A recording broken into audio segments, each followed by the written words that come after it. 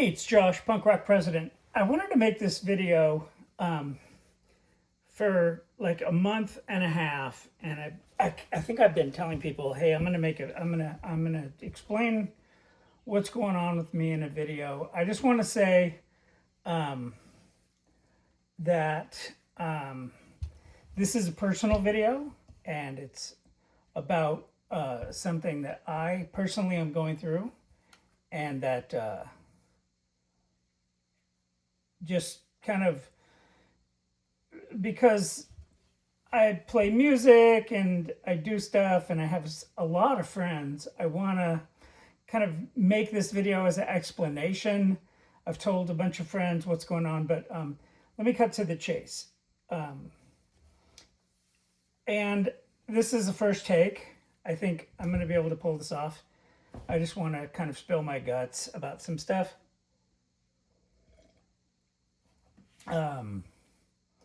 In the day before Thanksgiving, I got a phone call from a neurologist to back up. I was experiencing a lot of weird stuff with my body. I was having weird problems. You know, there was a day where I was working at Born Free Show. It's a motorcycle show in Southern California, and I love doing events and working events and stuff.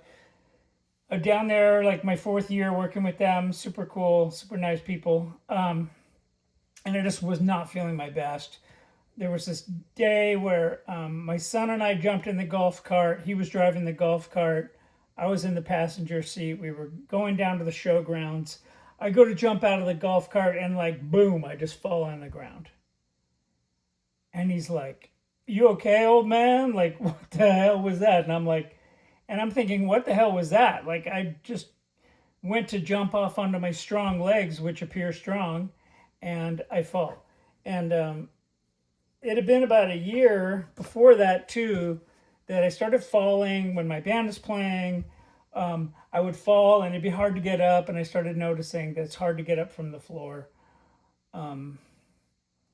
And some other muscular weaknesses. And I want to say, as someone who was born a man, it's hard to go out in public or talk to friends and be like, I'm weak. I feel weak. I have this weakness issue that I'm dealing with. Like, that's the way I was raised. It's ingrained in me to not say that kind of stuff. But I said, you know, my son asked me, what's up with that? And I'm like, Nate, you know, I don't know. And he's like, you should go to the doctor. And that was in June. I went to my doctor, and I had been going to the gym a lot in 2025 and trying to get pumped. And I was really struggling with growing any muscle, struggling with being able to get past like very basic low weight. And that's not been my experience. You know, if you take time and go to the gym, you're going to pump up and become muscular. That's just like a kind of a given. And I'm drinking like protein drinks and eating healthier, and I'm just like not having any gains, not having any results. In a sense, it was only getting weaker. My general physician sent me to a neurologist, and the neurologist, after one visit, ran just an insane amount of blood tests. We did like 21 vials of blood. And he said, this one test goes out to the East Coast. It takes a long time to get back. And I kind of forgot about it until the day before Thanksgiving last year. And I'm driving in my car. I'm about to go like talk to a tattoo artist, like, hey, life's great, right? And he's like, Josh, I'm going to diagnose you. I have a diagnosis for you. And he kind of very thoughtfully, and he explained to me that he thinks I have inclusion body myositis, which is an autoimmune disorder. It affects the muscles. I'm told it mostly can affect the front flexors of your body, but ultimately will affect all muscles. inclusion body myositis is an autoimmune disease that is not treatable. There's no cure. It's not curable. And it's very rare. It only affects like 7 out of a million people. And I, he was like urging me to not go online and research the symptoms or what would ultimately happen to me at first, which is a little hard to hear because you're like, I mean, I had to pull my car over to talk to the guy, and I'm just like, okay. And I mean, it kind of put me in a state of shock, honestly, for a bit, and really kind of ruined Thanksgiving, honestly. I mean, as if that's what it's about. But I told my family at Thanksgiving, and my son was in town, and my partner, and so I've been grappling with a lot of stuff that happens when you find out, like a person will find out, like, what, I wonder what's going to happen to me when I get old. Well, this happened to be the year I turned 60. Thank you very much. And here's my diagnosis. So it's like, oh boy. Right. And I'm just like, this is great. I want to say now, like as of this video, which I'm going to upload today, I want to say I'm it kind of like the state of grief where I'm angry, but I'm doing things about it. I'm doing things about being the best person that I can be with this disorder, with this immunocompromised, or gosh, I mean, I don't even have the words. I don't have notes. I didn't block this out. I've been saying for a month that I was going to write this out and that I was going to make the video. But enough time has gone by where I just was like, I'm not going to do it because I didn't do it. I'm just going to sit down and talk about what's going on. So when I'm playing music, I notice that it's like a little bit harder to fret, to push down on the strings on the fretboard, and that I need to be careful that I don't fall, because when I fall, I can't get up. The singer of my band is very strong. He knows that if I fall, he needs to reach out with both arms in order that he can hoist me up, because it's impossible for me to stand up without taking the base off my body. And even then, standing up when you have weakened leg strength is like, you look like a toddler who's learning how to walk standing up for like the 5th time. It's just like, boo, you're like a tripod. And that's how things are now. I haven't fallen in a while, so that's good.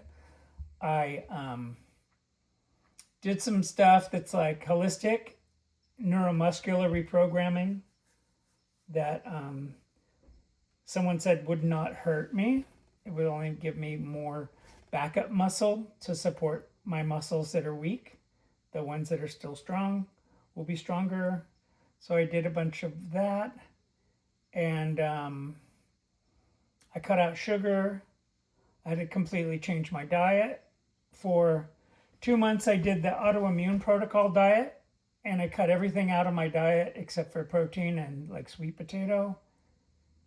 And then slowly brought back in anything. If you're curious about autoimmune protocol, I had been for years. I've done a lot of different things with diet. I've been vegan. I've been raw. I've had a lot of ups and downs with diet. It's very, as you know, it's a very personal thing. Like everybody's got their thing, A lot of people are vegan for the animals, and I support that. I was always vegan for health, and it was very good for me for a long time. I have a vegan business still, and I believe in clean food. And part of the AIP is, you're only eating olive oil and coconut oil. You cut out all kind of canola, soybean oil, all that cheap oil is all out of my diet. Um, I went through AIP and I was able to bring back in some dairy, which when you're only eating protein and sweet potatoes and you can't eat peas, you can't eat soy. I mean, you know what I'm eating, and it's just a very constrained, very austere diet, very limited, but I was able to bring in some things. So ultimately, after 2 months of AIP, I found that I have tolerance with dairy, and I have, as long as it's not too much, and I have tolerance with some beans, but not too much, and and I can eat a lot of other things, but no soy, no sugar, no wheat, and yeah. So enough about the diet. Basically, I'm keto. I'm not really eating carbs. I've learned enough about it now that I literally, if I have my go-to is to make a massive pile of vegetables. And now I look at a massive pile of vegetables and I'm like, that's too many carbs. Don't do it. Like as if, but I mean, vegetables have carbs. Tonight we made gailan, which is like Chinese broccoli. It was delicious, fried up in some olive oil with a little ginger. Ginger and garlic are my best friends right now. And I had a piece of salmon with that, and that's dinner. I'm gonna snack on some blueberries,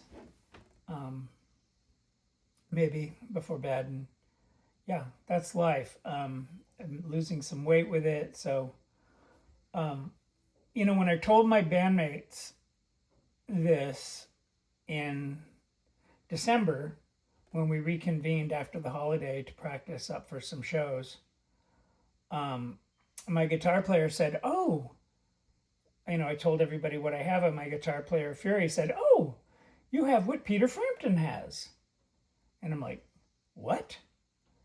And they're like, "Yeah, Peter Frampton has inclusion body myositis, and he's talking about it in interviews. You should read that." And like, since that happened in December, I have totally seen Peter Frampton, not live, but I've seen him like online talking about it, and there's like a big push. He got an interview in Rolling Stone. He's got a new record out.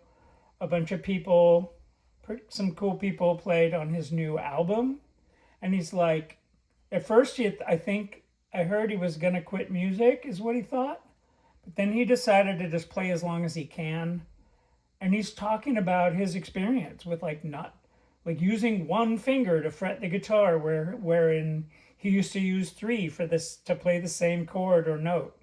And it's like, wow, yeah, I get that.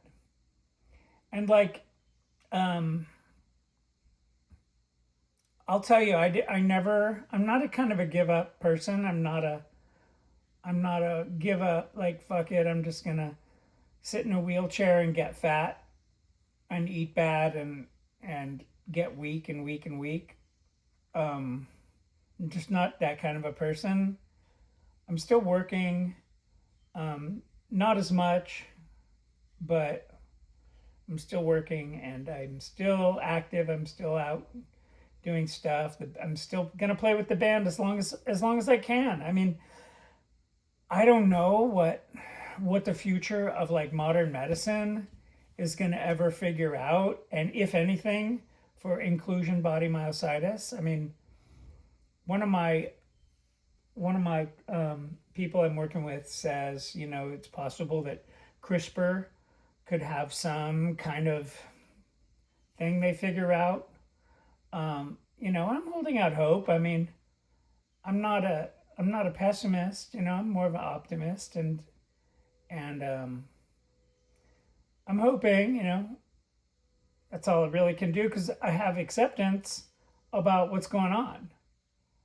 I mean, I believe the neurologist. I believe when they say that there's nothing you can do.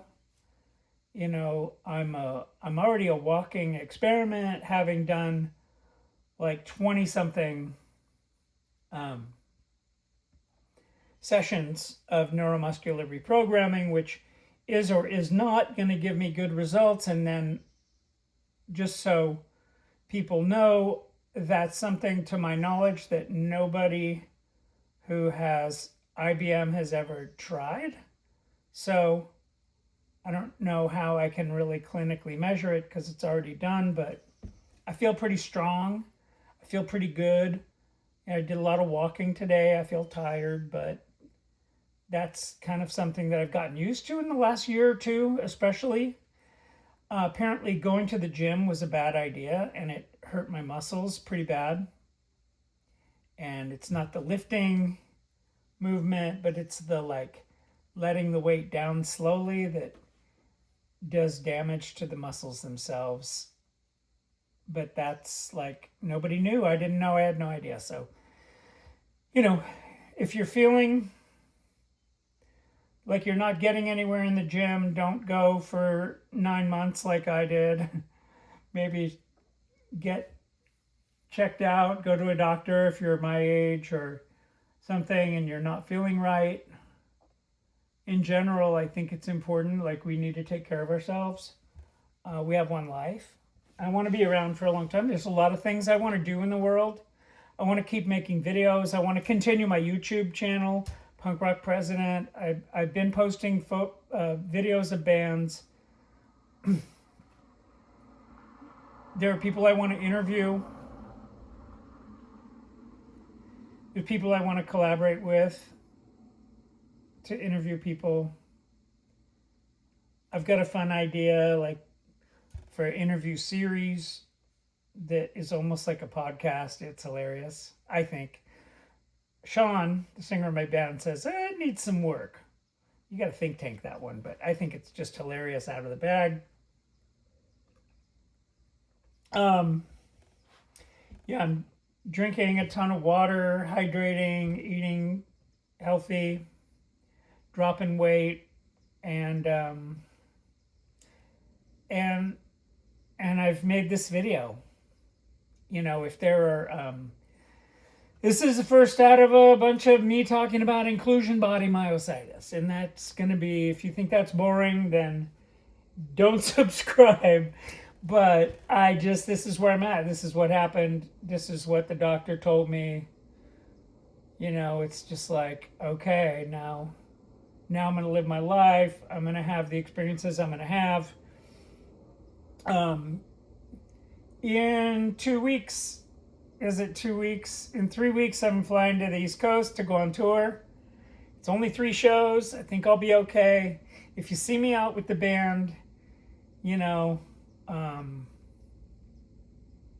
don't feel weird because I'm sick. It's not like that. I'm just maybe sometimes I'm going to be low energy, or I can't run up the stairs, and I'm going to be slower.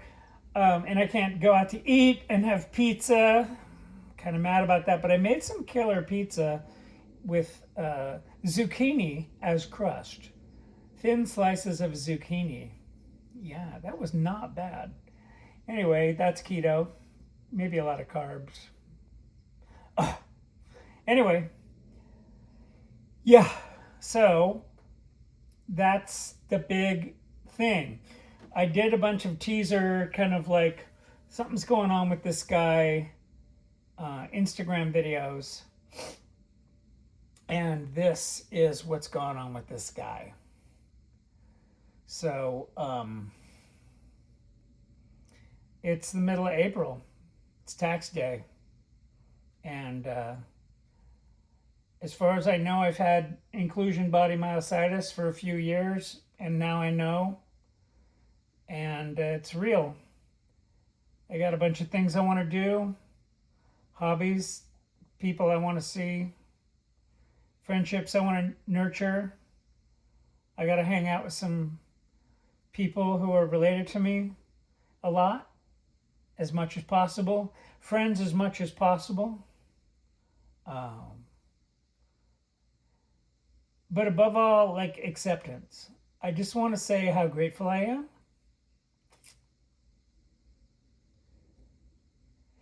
The day the doctor called, I mean, this is so crazy. Like, it's so crazy. It's like I've been uniquely positioned for so many things in my life. Like, I was in Olympia when Nirvana was like hanging out and recording Bleach, and like listened to their tape, and like used to hang out with them in the pub back when I was drinking. The day the doctor called, the day before Thanksgiving, was the day was my sobriety anniversary. None of the tools that I have for accepting anything, none of that would be possible if it weren't for that. And that's pretty cool. And I wasn't mad then. It's my sobriety anniversary. You can't kill my vibe. 34 years sober. So yeah, that was a trip. It just seems like things are coincidentally, numerically aligned in my life. I don't know if anyone else has that, has that same thing going on. If you do, drop it in the comments. But yeah, so, have I thought about drinking? No. Oh, you're sick, you should drink. Yeah, that's going to help a lot. No. I mean, an allergy to alcohol is not a pretty thing. If you know anyone who is allergic to alcohol, who has the disease of alcoholism, they probably shouldn't drink, especially if they've gone this long. Maybe not a good idea. Now, I don't think that everyone needs AA. I'm not going to say I'm not even that huge of a recovery guy, but I do go, and I have continuously. I think it's fun. I think I love the community. I love the support, the AA people. My AA friends are the bomb. My music friends are the bomb. My festival friends are awesome. My queer core friends are all super awesome. I mean, I have my job. I do fun stuff. Really, I don't have anything to complain about. Yeah, this is the breaks. We get old, we find out what's taking us down, what's going to knock us down. And, I've been messing around my whole life, and now I found out, whatever you could say. Sure, that's great. And yeah, I don't think I hate anybody.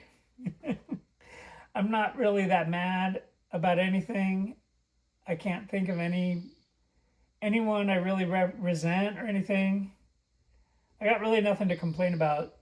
I just wanted to make this video and just spill my guts and be super real and super honest, and let you know that that we're on this journey. I'm on this journey. My band's on this journey. My partner's on this journey, which is rad. My close friends are on this journey with me, and they're all down to like support, and it's super great.